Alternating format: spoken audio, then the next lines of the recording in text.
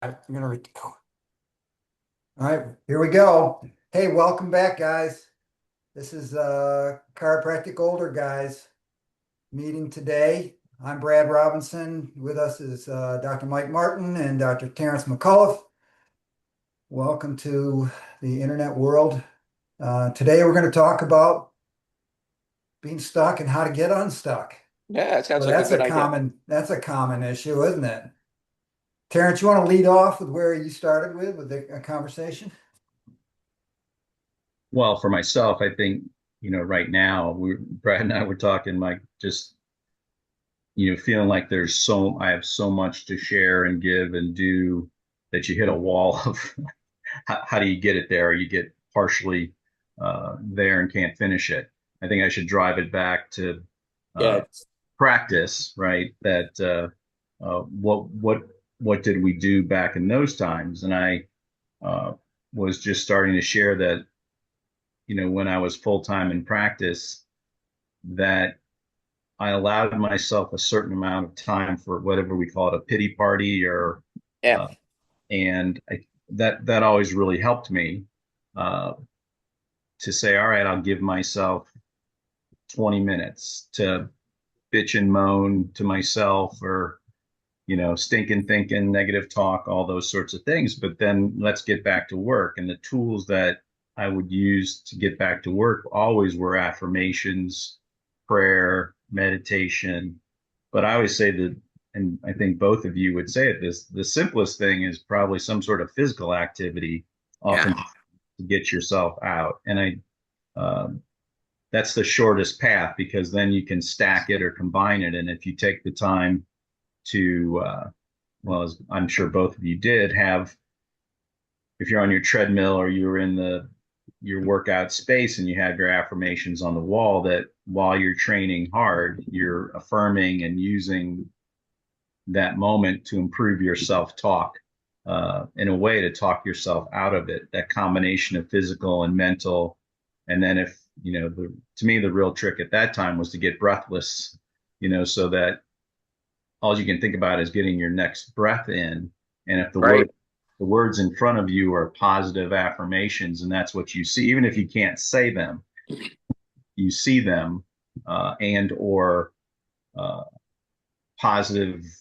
I've of course made tapes of my own affirmations or other people, right? Positive thinking stuff to get you out of it. And then uh, always had a book. I have a shelf. You have to have your go-to books, right? Of, all Yeah, right, right. here's the one that's, read a story in it, or, again, whether that was um, chiropractic philosophy or just, I'm going to say, just positive thinking, or stories of it. I don't know, I have few hundred.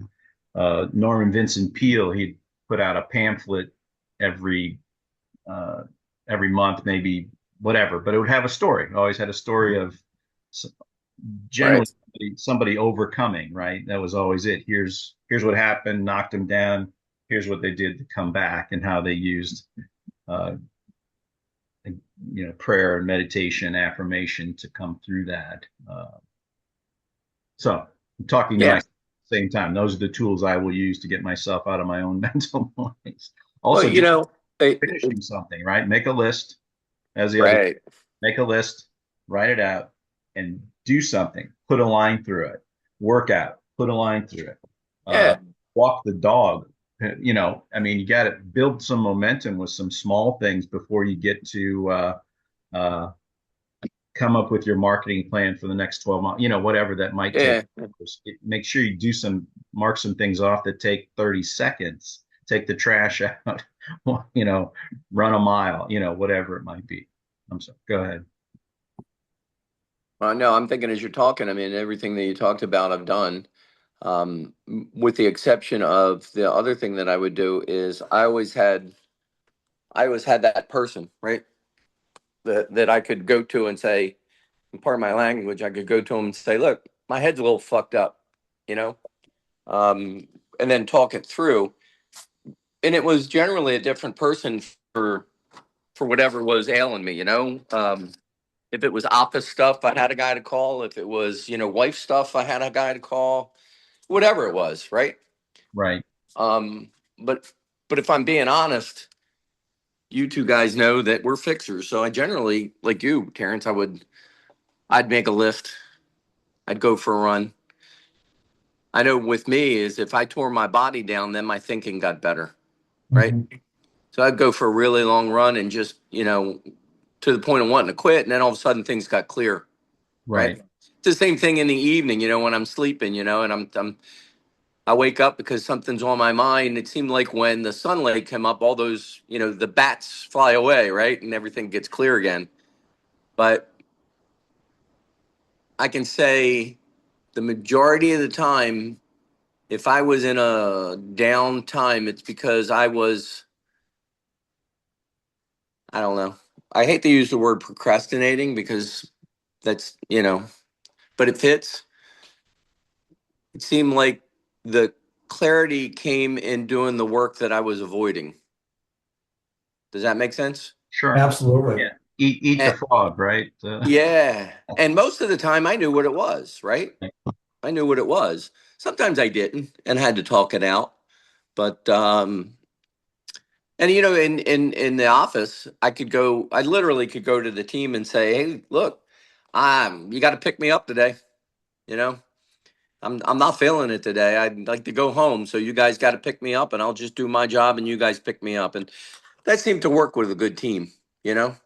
I think I would, I don't know that I did that. I probably did, but I would oftentimes give them a motivational talk Yeah, right. uh, to motivate me, right? I Yeah. think that that was probably more for myself was more common. I'd go in Yeah. and pick out a case or a file, and Yeah. oftentimes I think about this Yeah. too when we talk about miracles in practice and people, referring to these big things. And I'm always like, every patient was a miracle. If you got, again, someone out of pain, that was a miracle.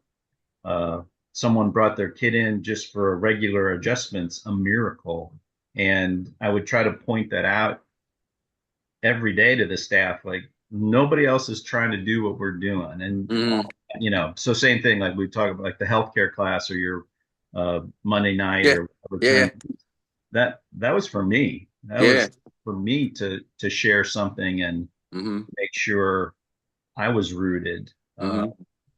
Yeah, Yeah. no, I agree. You got having a good team is good, but also it's almost like having a bad team is good too, where you got to go in and you're going to have to kick their butts to do their Hmm. job, right?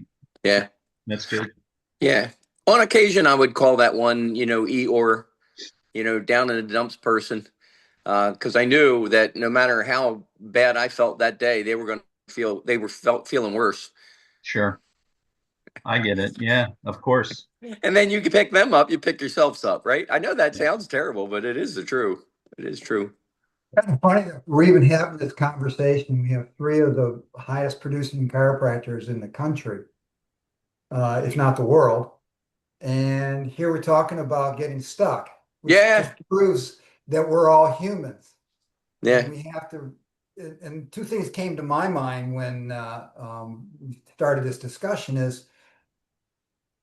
is how important your daily rituals are, because that helps prevent you from getting into that Sure. point in the first place.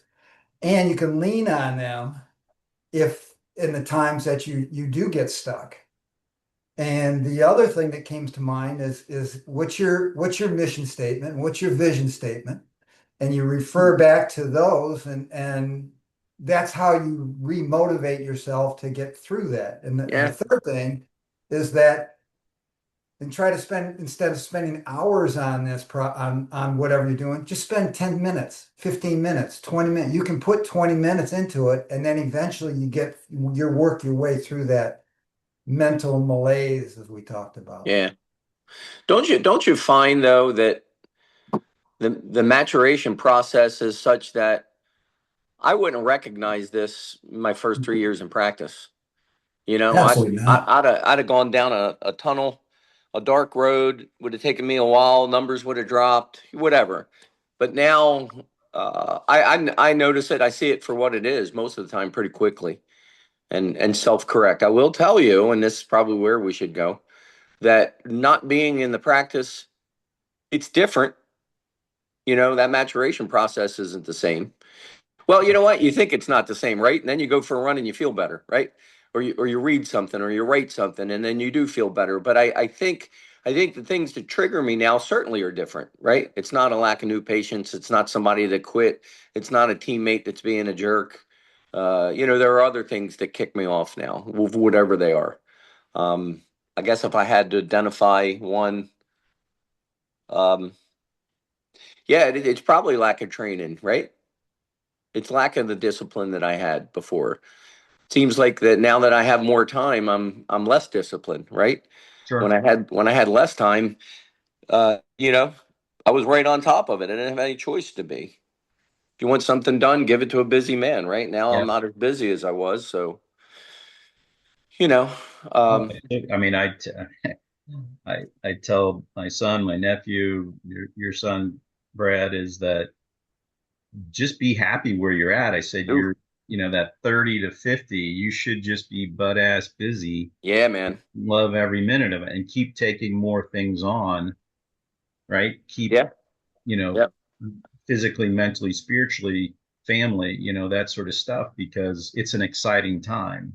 And ride that wave of, and hmm I contend this is true in practice. And I said it before that you have a window of a really productive practice time, and not that you won't be productive later, but there's some real peaks from yeah, 30 to 50 uh, that, 50, we'll just say 50 to 60, you should use that maturation time to then, uh, if you have family, that might be when you're coaching or you're, mhm, whatever, you're not done, but yeah, there's, different periods of life and practice and all that sort of stuff. But by far the most exciting time for myself was from, well, yeah, from 27, 28 to 50, 52, that period of time where, you know, just like you said, Mike, maturation, that, oh, you start to figure things out personally and professionally, hmm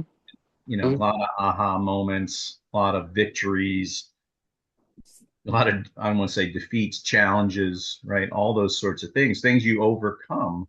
And oftentimes both as practitioners and your peers, your colleagues, your trusted circle, but also and for me, in my own personal life, in my yeah, marriage, kids and family, that, and, and I know I said it before, that was the whole thing about being 1,000-week chiropractor was it was a man, it was a father, it was a husband, it was a friend, it was that was the best breakthrough for me, was trying to constantly improve in all those areas. So I was a thousand a weeker in those categories, and what that meant. So to me, it meant you're top 1% or top yeah, 0.1%, and because you're trying and you're not and you're striving. And I guess I feel like that's probably one of where I'm not succeeding now is I'm not striving, right? That nothing's really like, oh, let's go, like Brad, you said, oh, go run a triathlon. Well, that doesn't really interest me.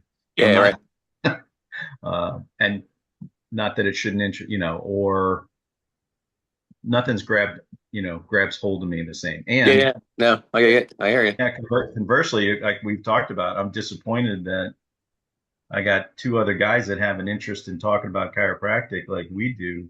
Uh, it's hard to find those people, Yeah, which we, you wonder where it's all going. It's like, well, yeah, why, right? yeah, Peaks and yeah. valleys. It's interesting. We had these huge purposes growing up, and we got to a point where that wasn't even enough to make me happy in the office anymore. It just got, I don't know, whatever it got wasn't fun. The purpose is there, the chiropractic purpose is there. I get tired of the day to dayness, right? The pulling in the same parking lot, doing the same thing, saying the same thing. Um, that's just the truth of it, right? So maybe I said this to you guys. If I did, let me know. But we spent all those years of life, Brad, and talking about lasting purpose, right? What's lasting purpose? To give, to love, to serve, right? Correct. Chiropractic wasn't in any, it didn't say to give to chiropractic, to love chiropractic, to serve chiropractic. Sid said to give, to love, to serve, right? Right. So all of a sudden I'm like, oh shit, it, what? My purpose is still the same. So I'm trying to work, I'm implementing that in my everyday life. For a while, mine was, my, the thing I told myself was that in every moment I had to strive to, for the better good, right? Right. I had to make every moment better, do whatever needed to do to make that moment better for the better good. And I mean, just for that moment, not for the better good of humanity. It's just for that moment. And I'm still working through this, as you can tell. Um, so now, I still have a lasting purpose, whether it's playing with Teddy, the granddaughter, and trying to get her to take the patsy out of her mouth. It's just to give and to love and to serve for that moment. Um, boy, that's tough. I'm working on that, Yeah. but doesn't have to be in that office every day, all day, every day.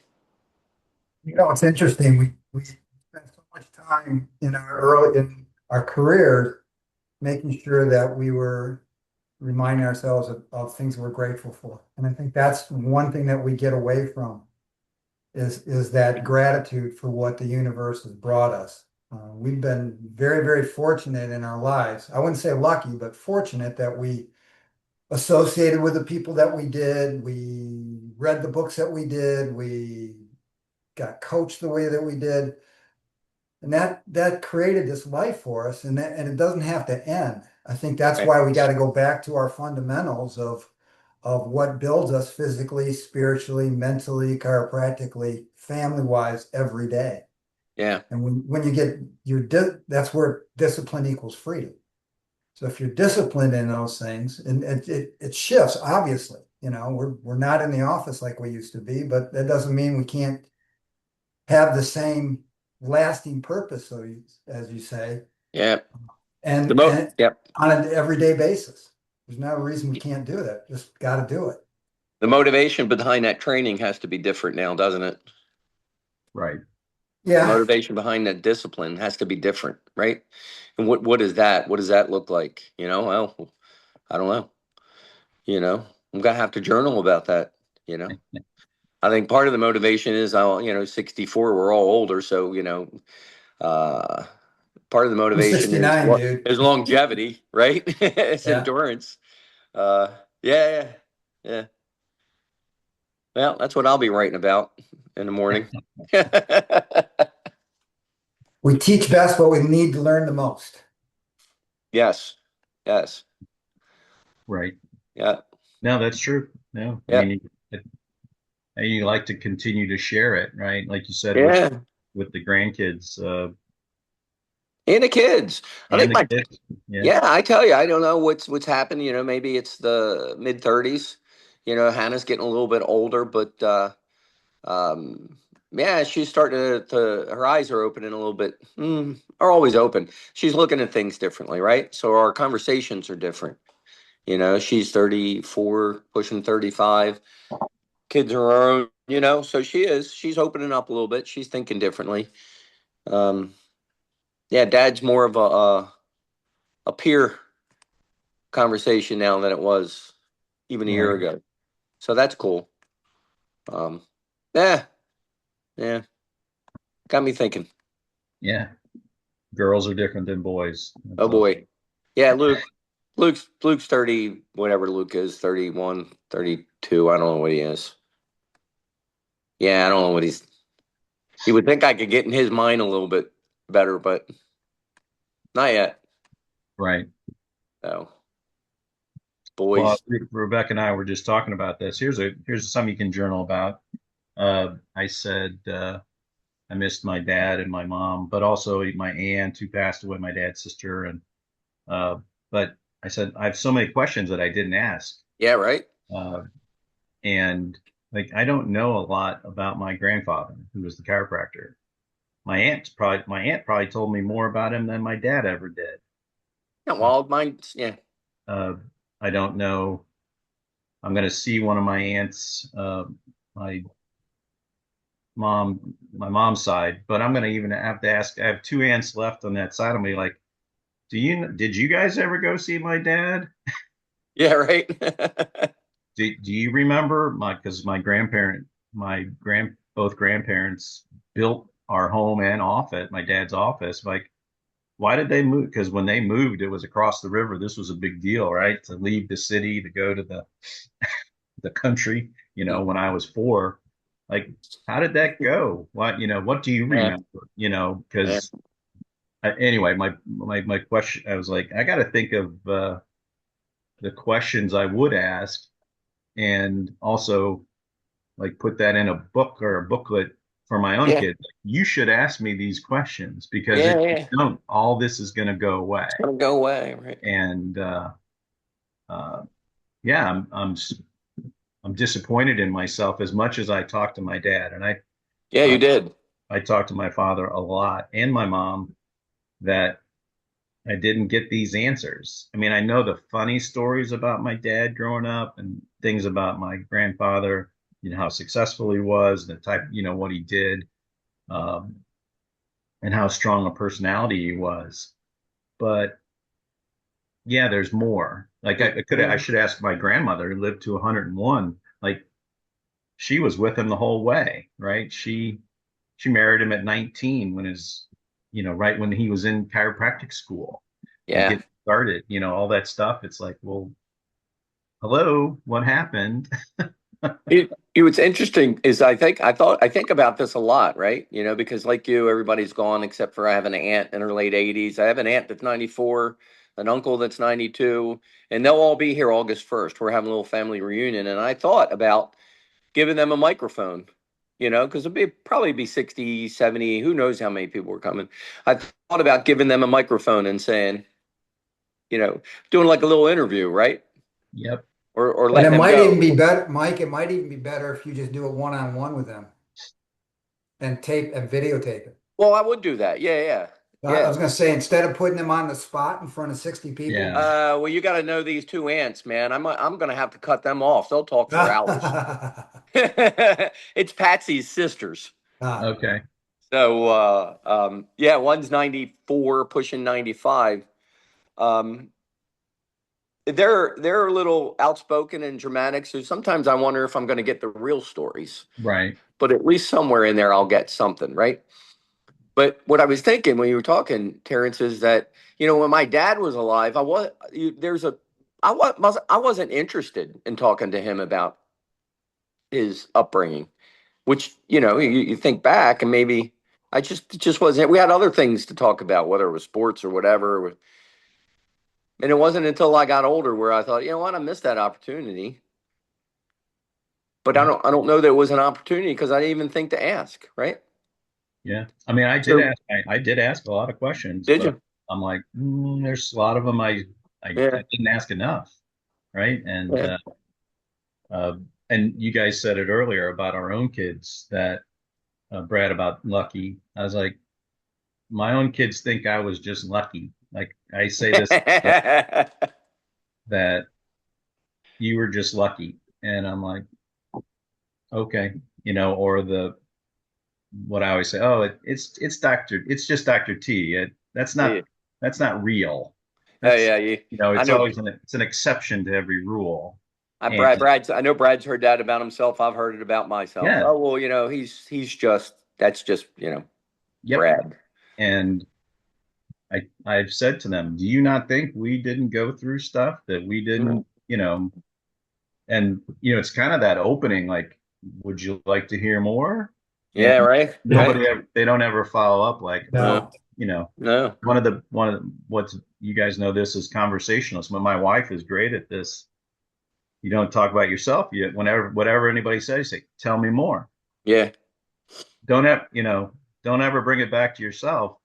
Tell me more. Hmm. Whatever they're, oh, no, thanks for asking me about that. Tell me more about your Yeah. fill in the blank. That's a good conversationalist. So that's a Dale Carnegie thing. yes, Yeah.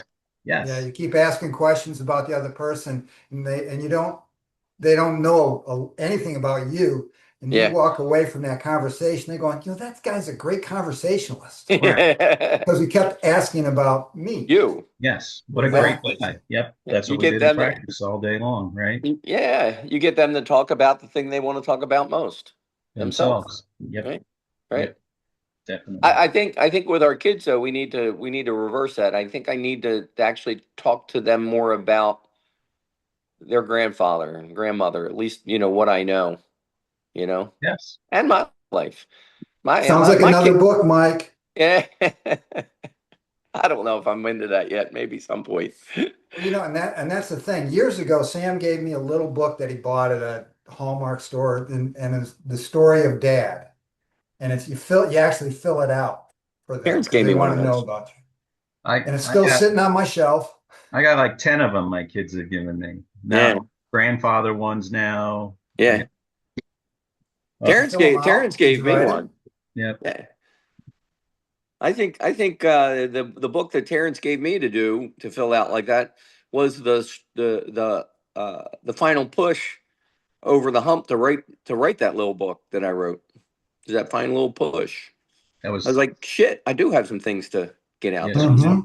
You know, Oh, we all, my kids didn't know what it was like growing up. They, like you, Terrence. My kids just thought I was me, right? They didn't they didn't see me in seventh grade getting up at 5 o'clock in the morning helping my mom bathe and put clothes on my older brother so he could go to work in his wheelchair. They never saw any. They didn't hear right, any of that, right? They didn't know that 2 nights a week was bowel training where I couldn't go out and I'd have to sit in the living room and wait, to help clean him up. They right. just they didn't see any of that, right? And they probably still don't know much of that, right? Sure. So yeah, I need to have a conversation, huh? One of the more fun things I did as a freshman in high school was we went to the retired convent where all the retired nuns were, Interesting. and we got assigned a buddy, right? I don't remember the woman's name. She was in her 90s, but so this would be 1974, right? Uh, so she's 90, so she's almost 100, so she's from the late 1800s. And Ooh, just asked her about growing up, and she talked about horse and buggy and making soap, and we were took notes, right? The trend at that time was there was something called the Foxfire books or whatever, but that's what somebody had done and gone and interviewed people and mm, created a little history of uh, those things that don't go away, right? Kind of like uh, history the of those things that don't go away. yeah, people that go and interview. That's how interview all the Native Americans, the Indians, to preserve their language, right? Right, Some of their traditions, or um, I right. just read in the Smithsonian a guy going around to all the like particularly the South, all the music, the different music styles, and in the African American population, and which go then food and things, and he tape records and videos and just preserving it for the Smithsonian so it doesn't go away, right? Hmm. There's again, history is important. Uh, where we've been determines where we'll be, and history repeats itself, right? Yeah, What's it does. happening? Yeah, so very valuable, very valuable. Good stuff. Good stuff. I don't know about you all, but can you hear the rain here? It is pouring. It's just You cloudy some. here. Yeah, huh? I love it. It rained here. It's the first time we've had any in a while. Good Yeah. stuff. So, what are you thinking? What are you saying? If you had to wrap this up, Brad, what would you say the key to being a little bit older, out of practice, and getting out of the stink? Well, I think what struck me is that regardless of what stage you are in life, there are times you're going to be stuck It's mentally or okay. physically, and it's okay. Just have to have strategies on how to get yourself unstuck because no one else is going to do it for you. You can wallow in your own crap if you want to, but if you really want to make a difference, is be able to push through that. It's like pushing through that, the last mile of the marathon of an Ironman triathlon. You have to sometimes you got to dig down deep and get out of it. You got to embrace the suck. Yep. You got to Embrace the embrace the suck. I suck think and that's take. probably the thing that would wrap this up is embrace the suck because Yeah. it's going to happen regardless of whatever stage in life is. But it's not permanent. No, It's only a temporary situation. I would say that the strategies to get out of the suck for me haven't changed that much. But I got a journal about the motivation behind the disciplines now. You know. And Why? I, It's again going to what's your why, you Yeah. know? What is that? Right. well, No. I think too, if we're speaking to younger practitioners, is they should write down what we said. You should have a list. You Yeah. should are do you have your mission statement? Do you have a purpose? What are your affirmations, goals, meditation, prayer, Physical discipline. physical discipline? And then who are your go-to people to call? Not to commiserate, but to No. that you can share. And Mike, I think you make a good point. It can be the person you know who will give you a kick in the butt. It also could be the person that you know needs you to pick them up, Right. and or and the same thing, go to the office and Yeah. motivate your team. Yeah. But you should have those things written down. Have your bookshelf of go-to books.